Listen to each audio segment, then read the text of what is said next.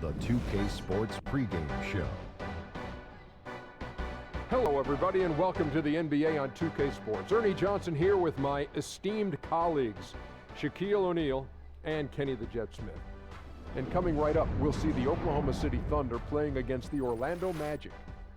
Well, for Orlando, they lost their first matchup against these guys. This, their final game against them in the regular season, looking to finish with a split.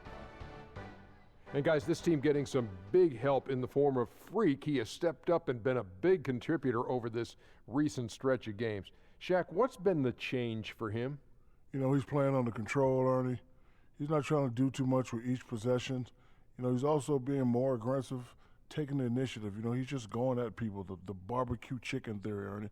Get out of my way. I'm going to eat you. Yeah, I mean, Freak might be one of my favorite players coming up, Ernie.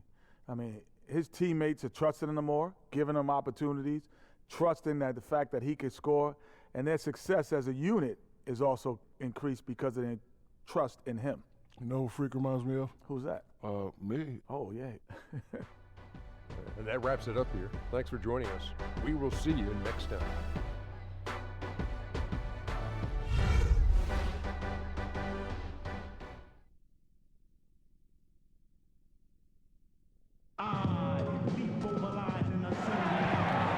It's an interconference contest here in Oklahoma City, Oklahoma. The Thunder play one at home. Buckle yourselves in, everybody. It's the NBA on 2K Sports. This is Kevin Harlan to call the game with our analysts, Clark Kellogg and Greg Anthony. Look at Orlando. They've been playing very well lately. Yo, what is going on, everybody? It's your boy, Mr. DDG94 here with another NBA 2K MyCareer gameplay. And today we're taking on Oklahoma City Thunder, who are fucking cheesing. Look at this goddamn roster right now, fam. They got fucking DeAndre Jordan. This is bullshit. And we're playing on superstar difficulty, so you know we finna take this L real quick, fam. So yeah. But as you know, we're not here to talk about the gameplay. We talked about the gameplay yesterday. Now we gotta talk about the situation at hand. Feature the player I respect, you know what I'm saying? Very respectable player. Played for the Bucks. Goes by the name of John Henson, but I call him J Hen as a nickname. And I gotta say, man, I had to dig deep into the story. I had to look into the story for, you know, I made my decision, but whether he was right or wrong, and considering the fact, I guess I could be the one that can kind of clear the air because I actually live up here, so I know these places and shit. So, you know, I live up here, so I know about these places. So I can tell you without a shadow of a doubt, yes, suburban areas in Wisconsin are fucking racist. That's why we don't fuck with Green Bay. We see, look, Milwaukee people love the Green Bay Packers, but they hate Green Bay, the place itself. Don't nobody want to live in Green Bay unless you like an uppity white ass person. Like, unless you like the whitest uppity ass person in the world. 9 times out of 10, if you're not that person, then 9 times out of 10 you hate Green Bay. Green Bay is very fucking racist. Let me just state that for the record. So yeah. Any place, especially somewhere like Whitefish, yeah, you bound to Whitefish Bay though. Yeah, you bound to run into some racist shit over there, man. I'm just saying, man. It's kind of as small as Milwaukee is, man. It's let me tell you, man. Milwaukee is small as fuck. So like it's like if you go out the hood, you only gonna go out the hood for like 2 or 3 blocks, then you're gonna go right back into the hood. That's how small Milwaukee is. Milwaukee does not have a lot of, you know, uppity areas, but I can honestly say without a shadow of a doubt that racial profiling does indeed happen. It's happened to me before. My grandparents just so happened to live in a nice suburban neighborhood. I normally go over there and visit them sometimes, and this was recent too, you know, because they moved into that house in 2013, and this happened to me last year. This happened in 2014. Actually, it was around this time. It was actually in October. It was sometime before Halloween. It was a couple days before Halloween, I remember. So I'm gonna tell this story. So I'm walking around. I'm walking down the street. You know, I'm walking down the street to I didn't have a car. I didn't have a car at this time, so I had to take the bus. So I'm taking the bus. I'm going over to my grandparents' house. I gotta walk 2 blocks down, and as I'm walking down the 2 blocks to get to their house, now I understand. Now this is the thing. Now let me explain what happened in the neighborhood, which is why it led to this situation.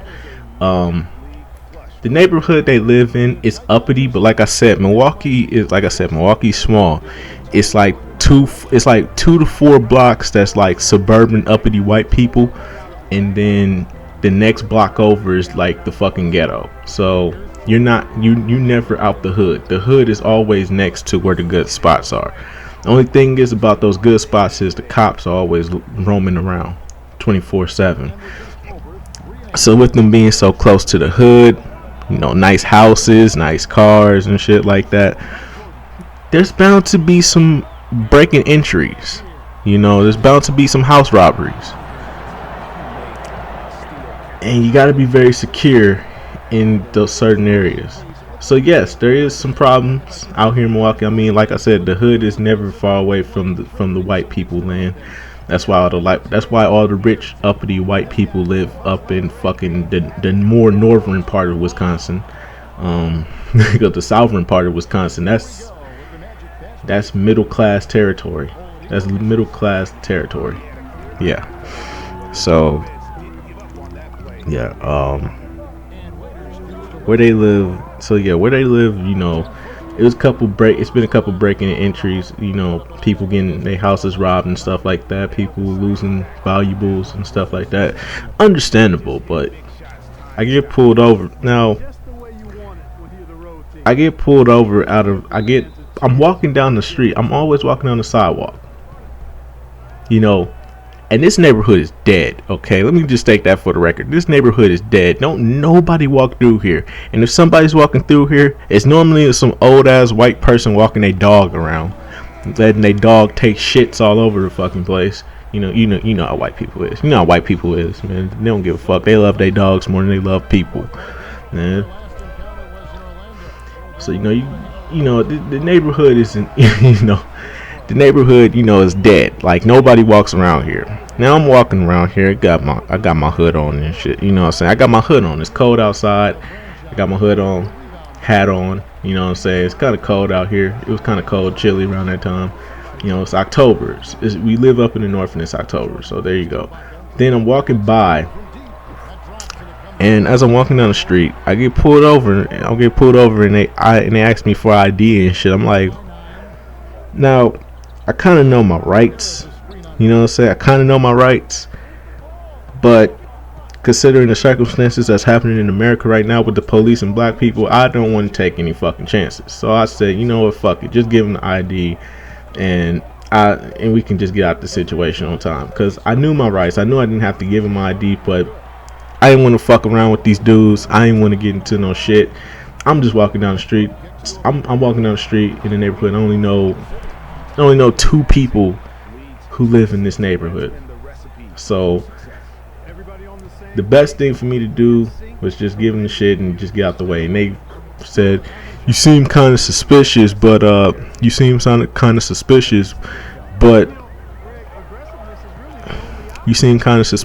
yada yada yada and so forth, and we just had to make sure, what you're doing around here. And they literally had to follow me all the way to my grandparents' house, and I was hoping they was home too. That was the number one thing. I was hoping they were home, because if they weren't home, I was gonna be fucked.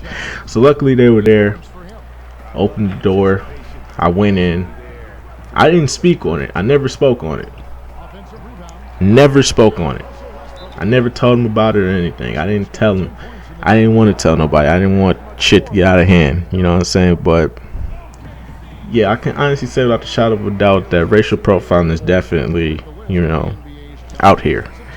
So, yeah, I've been a victim of that myself and plenty of other places because I look suspicious because I have my hood on even though it's fucking cold as shit outside and I'm walking down the street, But whatever, white people, whatever, I hold no grudge. I hold no grudge whatsoever. But yeah, like in John Henson's case, is probably from a young mind perspective, I don't know. I can see where he's coming from, being in that same situation because it's pretty prejudiced out here. It's not as prejudiced as you think. It's not like fucking Alabama, Mississippi. It ain't like fucking that. We ain't going that far now. Alabama, Mississippi. You know what I'm saying? Like fucking KKK members be riding around looking at you and shit, following you all around the city and shit. You know what I'm saying? Ain't nothing crazy like that, but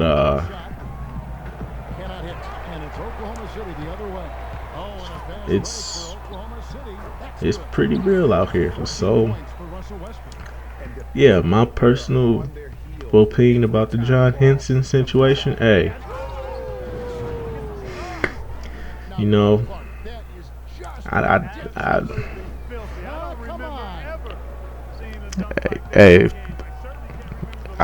I mean, it's wrong.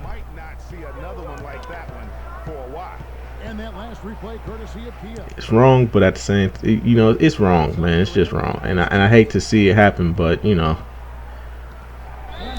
shit go, yeah.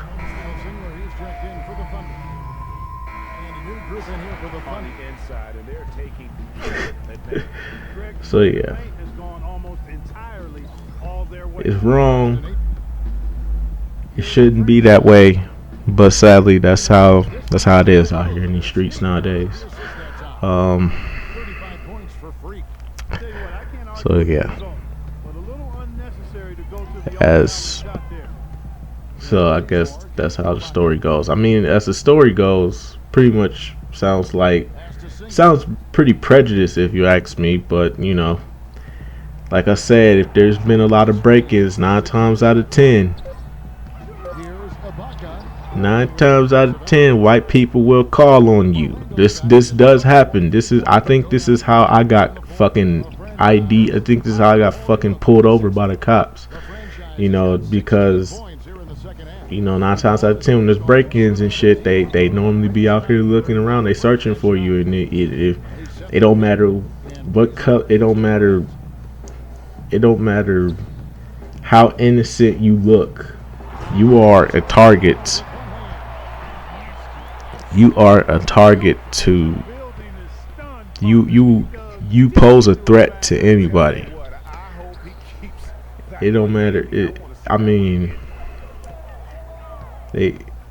guess that's just how they perceive us. I guess that's how white people perceive us. I don't know. It's just not really a topic I like to touch on, but it's like something that I kind of would address, considering the fact that I do live up here and I do know about certain areas. And I can say without the shadow of a doubt, I can't point out all the racist areas because there's probably not a lot of racist areas, but I can say without the shadow of a doubt there is some racist ass, prejudiced ass places. And like I said, number one is Green Bay. Don't ever fucking go to Green Bay. I don't give a fuck if you a Packers. I feel. This is probably the main reason why I don't fuck with the Packers now, because fucking Green Bay is just fucking prejudice. Prejudice up the ass white people.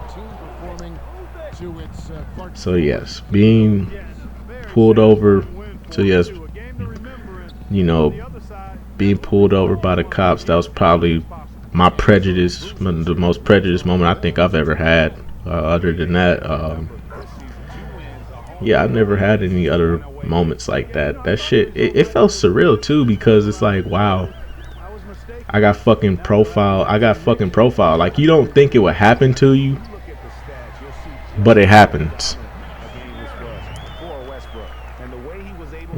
So yeah, that's just my story. That's just my story and my own personal opinion about the whole situation. Yeah, it's pretty fucked up here. It's probably fucked up everywhere. You know what I'm saying? You know, everywhere you go, it's always somewhere that's fucked up. You know what I'm saying? So, yeah. And that's just carelessness there. I mean, but as you can see,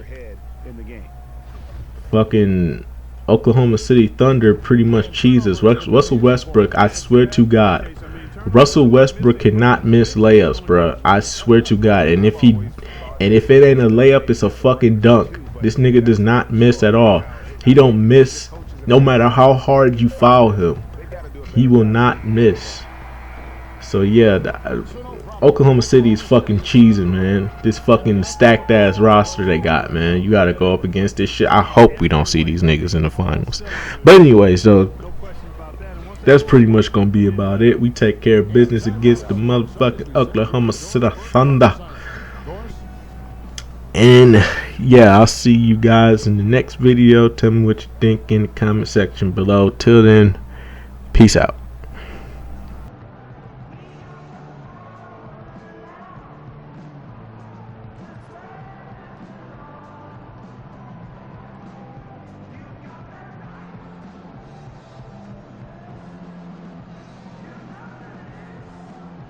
Hi, Kevin. Well, much will be made of the scoring that you had here, certainly, but can you describe or put a value on the contributions of your teammates? Well, it's a team game. Everybody has to come to play. Everybody play hard in the second half. We stuck together, so we just got to continue to do that. A solid all-around effort. Thank you so much. Kevin, over to you. Doris, thank you as always. And that about wraps it up. For Greg Anthony, Clark Kellogg, and Doris Burke, this is Kevin Harlan saying thank you for watching the NBA presented by 2K Sports. Now time to head over to the studio where the award-winning Ernie Johnson is with Shaq and Kenny, all standing by. Guys, take it away. The 2K Sports post-game show.